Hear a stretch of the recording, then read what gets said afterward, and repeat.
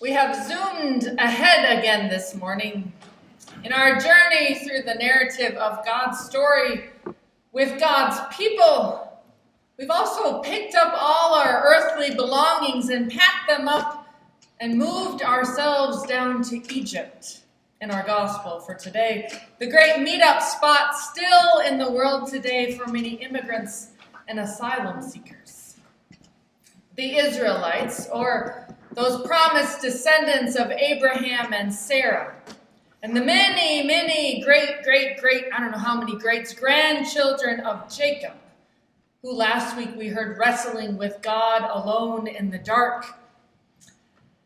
They were living in Canaan, or modern-day Palestine, last that we heard of them last week, when a famine took hold of the whole Middle Eastern region. And the only food to be found was in Egypt, stored up for many years because of a dream that Joseph, who was Jacob the wrestler's youngest son, had had. And he had dreamed this dream after he was sold into slavery by his brothers down in Egypt. If you've seen that musical Joseph and the Amazing Technicolor Dreamcoat, or I think there's a Disney movie that tells it too, you know that story that we're skipping over and zooming ahead of today. And because it was Joseph, that son of Jacob the wrestler, who had warned Pharaoh to store up grain because of an incoming famine and be able to feed his people, the Pharaoh at that time also welcomed Joseph's family and all of their kin when they came looking for food to eat in Egypt. But as you heard us tell in our gospel text for today, hundreds of years have passed since Joseph's lifetime. A new Pharaoh has come to power. One who doesn't know the story of how Joseph saved the Egyptian people.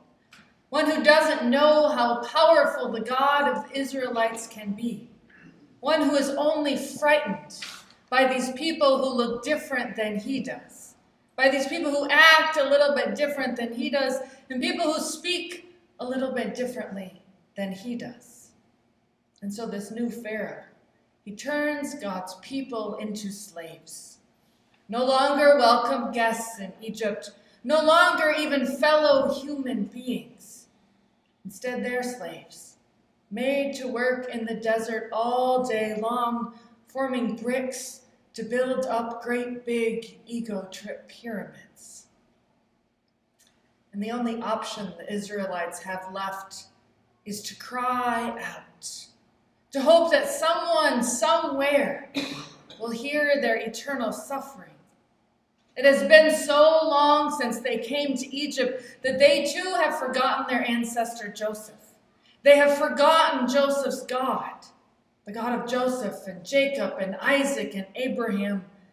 And so they are left alone by themselves, crying out in the desert and in the wilderness, hoping someone will hear them.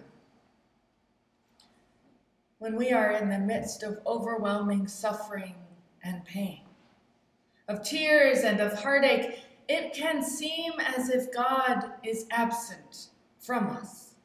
It can seem as if God has forgotten us and left us alone in the desert like the Israelites. When we hear the screams and the moans of parents and brothers and sisters and spouses trying to stay alive in the face of yet another act of violence in this country, or in Afghanistan, or in Syria, it makes me wonder if God still hears those heart-rending cries of God's people anymore. Or if, like the Israelites had decided thousands of years ago, that God has forgotten us now. left us alone with the mess that we have made of this world. But then right in the middle of this gospel reading, right when all I can hear is the Israelites crying and suffering out loud, we get to the middle part of this gospel reading that holds my heart together a little bit more, that flickers with the fire of hope more than any of those special effects that fill up all those movie retellings of the gospel that we heard today. For one day, out in that same desert, there was a man who had fled from his home, a man who had gone to live out in the desert and was wandering with sheep, those smelly, annoying, non-obeying animals, when he got distracted by something bright and sparkly over on his side, by something that couldn't be real and yet was, by a bush that burned and yet wasn't consumed.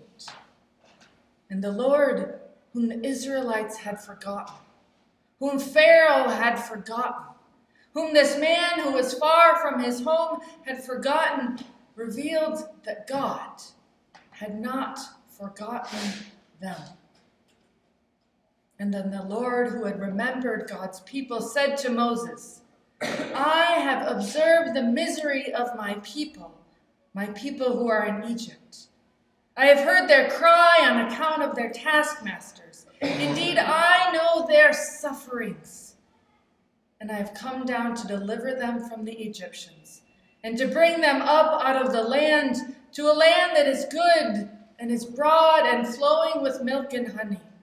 So come, Moses, come, man who ran away from your home and was not all that faithful to begin with. I will send you to Pharaoh to bring my people, the Israelites, out of Egypt. How many of God's people are still crying out today? How many of God's people are still suffering today?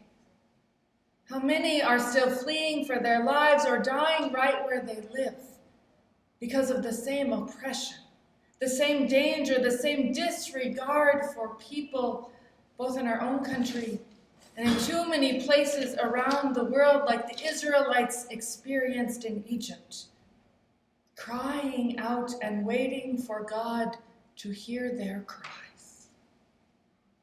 Today, I sure do hope that God still hears the cries of God's children as God heard them in Egypt and sent Moses to deliver them. And today, I do believe and I sure do hope that God is still burning in that bush that doesn't burn up and is still calling to new Moseses, new wandering people who may not be all that faithful from out of burning bushes, so that God's suffering children will still know that God still hears them and that God still cares enough to act. In fact, let me share with you the words, the reflection of a modern-day immigrant, of a modern-day Israelite who had been suffering in Egypt. She was actually suffering in Serbia. But let me share with you her story of God hearing her cry and burning in the bush. Her name is Selina Soljuzdik. I can't actually say her name. She's from Bosnia, and she now works with the Lutheran Immigration and Refugee Services. Here's what she has to say about her story. Like many Americans, I have been following the refugee crisis in Europe very closely. I've seen pictures of those precious little souls that washed up on the shores of the oceans. I've read stories of the painful journey that people are taking to get to Europe. The situation is close at home for me, and it hit me right in my heart. The images I've seen now, those images of people fleeing from Syria and going into Europe, she says they first broke my heart and then made me angry at countries that sat back and let this happen. In fact, some countries are still sitting back and simply watching. But these images for me, she says, took me right back to when my mom, my grandma, my brother, and I were watching my dad get on a bus so that he could reach Croatia to help us escape from Bosnia in the war there. My dad waved to us from the bus and held back tears, not knowing if he would see us again, but also knowing that there was no other way. The live feed I saw this week on the news took me back to when my mom, my brother, and I finally arrived by bus in Croatia to reunite with my dad. He was dressed in a suit again, like the dad I remember from my childhood, not that worn-out man that I saw from the war when we last saw him. I remembered how scared I was when I arrived in this new country at 12 years old, because I couldn't fully comprehend what was coming next. Where do I go from here? Am I really safe? I remember how the air smelled, how the air felt on my skin as I walked outside of that bus. I remember hearing cries of happiness from people, but still hearing the uncertainty and fear in some of those same cries. I remember every detail, every smell, every sound. So when I turned on the TV this week, and I saw all those people getting off the bus in Europe after leaving Syria, tears started coming down my face, she said. It was as if I was there with them. I knew the smell in the air. I knew the feel of the air. I could almost smell the gasoline from the bus. I could feel their exhaustion, their happiness, and their confusion as to why they had to leave. And after seeing those images and reflecting on my own experiences as a refugee, I wanted to know what I could do to help. I'm not normally quick to cry about things, but that morning something simply put me right there with them. Someone had helped me when I resettled, and now it was my turn to do that for someone else. I thank America, she said, every day for not turning its back on my family and on me. But this morning, I am most thankful to America for not sitting back and watching, but letting me into its land and saving me from war in my country. Sonia goes on to write, I am a person of action, so I immediately began to ask what needs to be done and how can I do it? I can donate, she said. I can reach out to the government with letters pleading to open the doors to refugees. I can raise awareness through my Facebook and Twitter. Together, we can all do more. As Syrians begin to arrive in the United States, she says, there will be need for volunteers to help these newcomers assimilate. I hope you will be part of this important effort to support Syrian refugees fleeing violence, to urge the U.S. government to admit more refugees and send a message to the President by going to the Lutheran Immigration and Refugee Services website or supporting your neighbors. As people of God, as people whose ancestors became refugees and immigrants, whether in Egypt thousands and thousands of years ago, or maybe your ancestors were refugees and immigrants just 10 years ago or hundreds of years ago, we as the people of God have been sent like Moses with a story to tell. We have a God whose heart bleeds for God's children, who still cry out from homes of suffering. And right this very day, we can too be modern-day Moseses, sent by God so that our sisters and our brothers, so that our kin from around the world will know that God has heard their cry. Thousands of years ago, the Israelites were crying out in the desert, lost and abandoned and afraid, and they had forgotten their God. But God had not forgotten them. In your suffering, God does not forget you either. And perhaps out of that suffering, out of that sorrow, God will call to you, to go to your neighbor, to go to your president, to go to whoever will listen, so that we today will still hear the cries of God's people. For God's people are still crying. Can we hear them? Does God hear them?